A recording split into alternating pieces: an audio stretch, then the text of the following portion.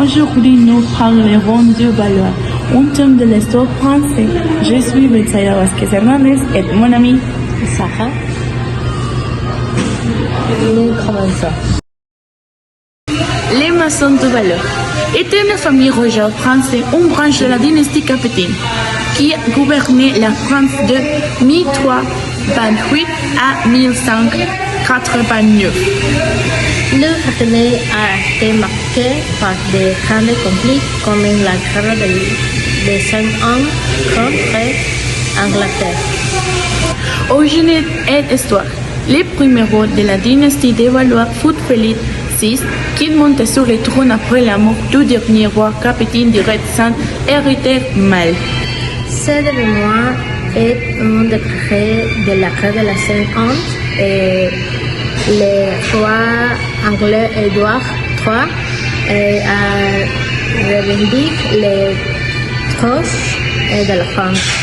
Étant que petite fille de Philippe V et un fort capitaine. La guerre de 100 ans fut un conflit long et destructeur qui aboutit finalement à l'expulsion des Anglais de la quasi-totalité du territoire français. Le règne de Loire est divisé en trois branches principales. Les Valois directs, 1328 à 1498.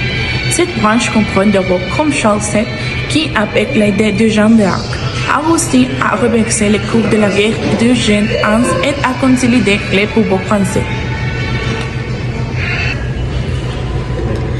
Les Valois Orléans, 1428 1630.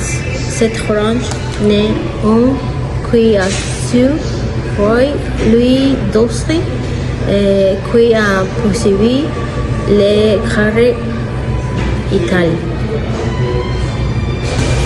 Les Valois en Gothen 1115 et 1189, cette branche avec des rois français, l'ère Henri II a connu l'apogée de la Renaissance française, mais aussi les guerres de religion dévastatrices entre catholiques et protestants huguenots.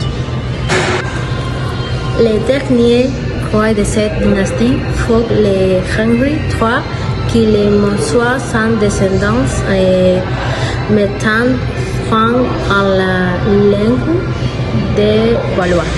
Les trônes passaient alors à la maison du Bourbon avec l'ascension de Henri IV, un baron élu et chef du Huguenot. Malgré les conflits, les Valois ont l'accès à emprunts fondés en la France, le règne. Renforcer la monarchie française posant les bases de l'absolutisme. Malgré les fonds du féodalisme médiéval et la début et les étranges nations.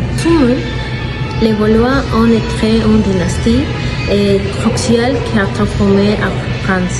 La France passait d'un ensemble territorial fédéral en état centralisé souvent au prix de conflits sanglants qui ont défagné l'identité nationale de France. C'est tout. Merci pour regarder votre vidéo et au revoir.